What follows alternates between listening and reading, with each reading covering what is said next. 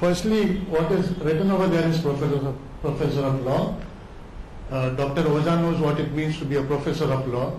I am just a visiting faculty, a part-time lecturer, a couple of law colleges.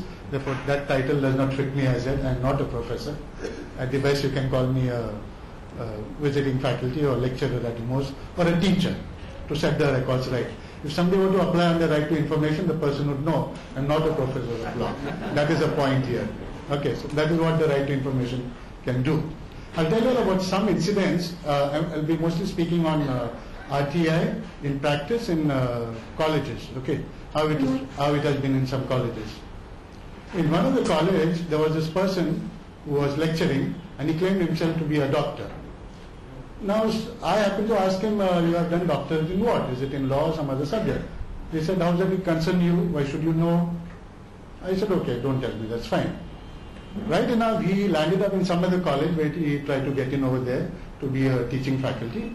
And the principal over there inquired of him as to what doctorate he had done. He said, no, don't bother, madam, I'm LLM, I'm this and that, you just keep me.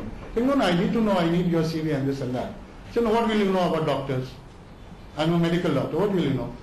She said, don't say that. I have two children who have done their MD, both of them have passed MD, therefore I know a lot about this MD. And later on it was discovered that this person was not even a doctor. Okay. How did it come to light? Because some student of some college applied under RTI to find out what was the qualification of this person. And right enough it came to light that he was just a homeopath who had done some courses in homeopathy and not qualified to be a doctor as such. So this is what RTI can do. I'm not only going to talk in favor of RTI but against it also, because that's the way it's been in practice as far as my knowledge goes. Now there was this other person in one of the colleges who sought such a lot of information under RTI. Okay. Why was he doing it? Because he anticipated, he came to know that the management was about to conduct some departmental inquiry against him. So he said, why not find out so many things about the management, something is wrong here, something is wrong there, why not get all that information and then preempt the management from taking action against him.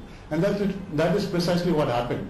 Management later on did not bother to take action against him because he had found too much about the management and there was quite a few things amiss about it. There's a phrase in Marathi which one of the professors told me. I will say it in Marathi only because it will have that effect and I may translate it in English. It says, कोणाच्या पायाखाली किती माती लागले ते शोधून काढायची आणि नंतर मग त्या माणसाला त्रास देता येतो किंवा you can get whatever you want. So we should find out who is in how much deep water and then you can use this act or information against him to dislodge him. This is what that person tried to do.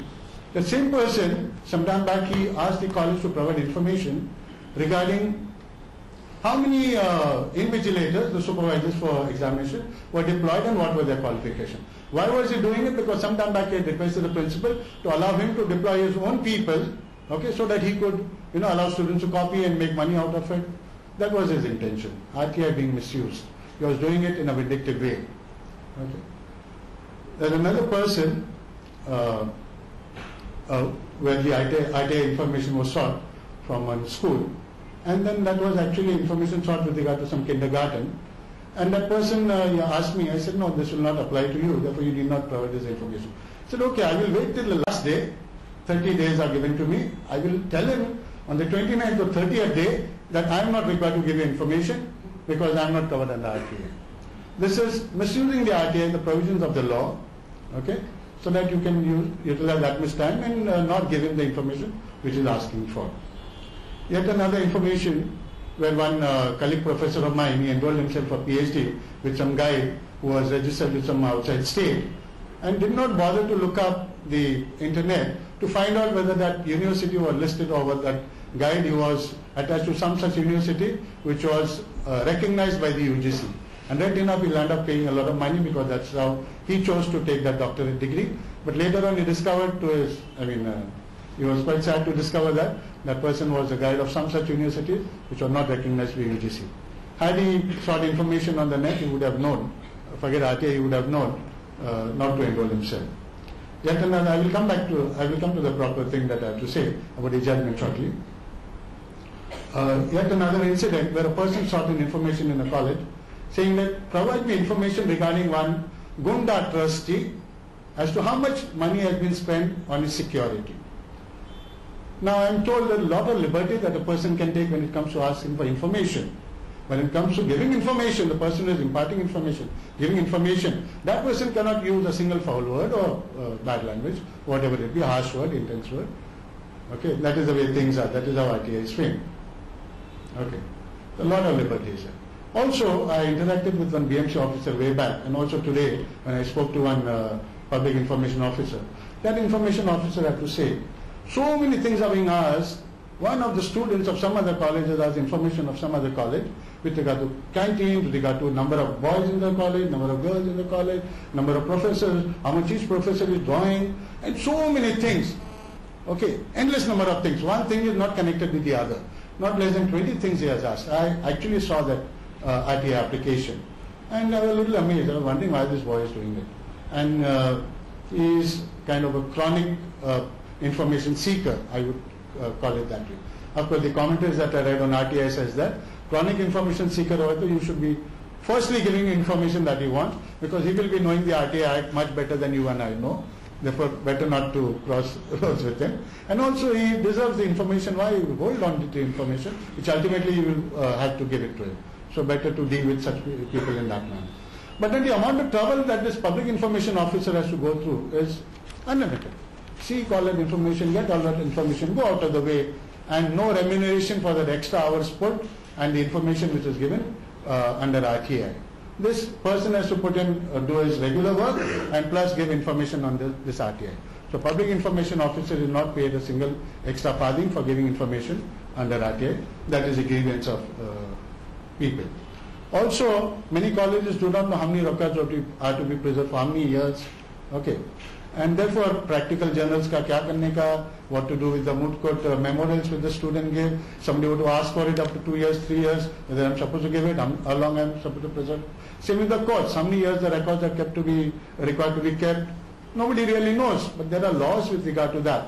As far as the courts are concerned, there is Destruction of Records Act 1917, which tells you that there are certain files to be categorized as A category files, to be kept forever, B category files, to be destroyed at the end of 30 years, C category to be destroyed at the end of 3 years, 12 years, and D at the end of 3 years. Similarly, for colleges also there are time limits as to how many years which file is to be kept, and all those details are there. But no one really bothers. Information is kept for years on it, and the place is made to look very shabby, with the fear that someday somebody may ask and we may have to furnish that information. Now, also I am told, number of people seek information from colleges through others. Actually, they want to know, they are insiders, but they will make some outsider apply under RTI and get information, no difficulty. I am told earlier Maharashtra rules 2002, it had a column which said that why you need this information, why, the reasons. Even when we apply for certified copies in the courts, we are required to give the reason as to why we want a certified copy. We may simply say that we want it for record, that is good enough, that's fine. But reason is required to be mentioned. With this now 2005 being applicable, not required to give reasons. Regarding this, I interacted with one principal. He happens to tell me there should be some nexus between the information sought and the public good. Some nexus, कुछ connection होना चाहिए. Information लेता करता क्या है? Some 20 years ago, I did one course called Management Information System. I was told that whatever information you will collect, you got to give it to the topmost man, the chairman, as early as possible, because he is supposed to look at that information and act upon it. वो अगर देखते हैं इतना seats vacant है, he is supposed to act upon it. Information day in and day out. There's knowledge explosion, information explosion. So much of information is available. What are we doing about it? Nothing. And we are after the information where we want to get even, probably settle scores with somebody. That is the information that is sought. No difficulty, seek all that information. Now regarding the act proper, what I found that there is this section 4, which was mentioned by His Lordship Justice A.P. Shah. It clearly says every public authority shall maintain its records duly catalogued and indexed in a manner and the form which facilitates the right to information under this act, and ensure that all records that are appropriate to be computerized are within a reasonable time and subject to availability of resources computerized and connected through a network all over the country on different systems so that access to such records is facilitated. The point that I am trying to make is, if whatever information has to be given when called for under RTI, make it available even otherwise in the public domain, uploaded on the portals, make it available on the net, make it available on the site. Only hold on to the information like which may be needed for defense purposes or something that is so relevant. Hold on to that information alone. Part with all other information. Let the nation grow. Let people utilize that information. Let them know what you're doing. Let there be so much of transparency and accountability that nobody should feel that there is some hanky-panky thing going on there. Some money is being misused. Let that not be the scene. Come out openly. What is the difficulty? Your public authorities, be open about it. Be clean about it. So there are already laws in place, but implementation, I don't know how far this has been done. I would say this RTI would not be needed at all if all this information, whatever can be given, should be given, is made available. Where is the question of making an application under RTI? That is the point that I am making. Now, coming to this point about the judgment, I did a little research, and what I found is giving of information or other withholding of information, provisions regarding that were already there in so many laws. To give you examples, All India Services Conduct Rules 1968, Rule 9, unauthorized communication of information, there are provisions regarding that. Atomic Energy Act 1962, Section 18, restrictions on disclosure of information is there. Bureau of Indian Standards Act 1986, Section 30, certain matters to be kept confidential. Central Civil Services Rules, Section 11, unauthorized communication of information. CRPC Section 15, arrested person has to know the grounds of his arrest. Section 50A also, obligation of the person to inform his relatives and friends and so on. Companies Act, so many sections, 39, 40, 53, 61 pertaining to information. Competition Act, restriction on information, disclosure of information. So many acts, patent acts, intellectual property rights, practically all of them. In fact, you will not get a patent if you don't disclose information. Those who are conversant with Patent Act will know there is something called provisional specification and complete specification. You are required to disclose information, you are required to say what claims you are going to make, and that information disclosed should cover those claims. Tomorrow, if you have not disclosed information, you cannot make those claims what you are making, or you will not get protection for the claims that you are making. Okay. The point now, the main point that I want to make is, already these laws were in existence, all these laws regarding information, when to be given, when not to be given, what to be given, what not to be given, what to be withheld. And these laws were expounded, were interpreted by judiciary over the years. Judicious mind, trained mind. I beg to differ with His Lordship Justice A.P. Shah. I have due respect for him, and Shailesh Gandhi and so many others who spoke in favor against the judgment, saying that a person from the judiciary should not be appointed on the commission. But I am of a slightly different view. I feel a person who is trained in judiciary over the years, and I am talking of matter, I am talking of interpreting RT Act. When it comes to interpreting, the best person to interpret would be one who is trained to interpret, not somebody who is other than from the judicial field. That is the point that I wish to make. Now, at the end of it, I said what I had to, but what I find is, as I pointed out earlier, this right to information has become right to invade, it has become right to obtain inside information, it has become right to interfere, right to interrupt.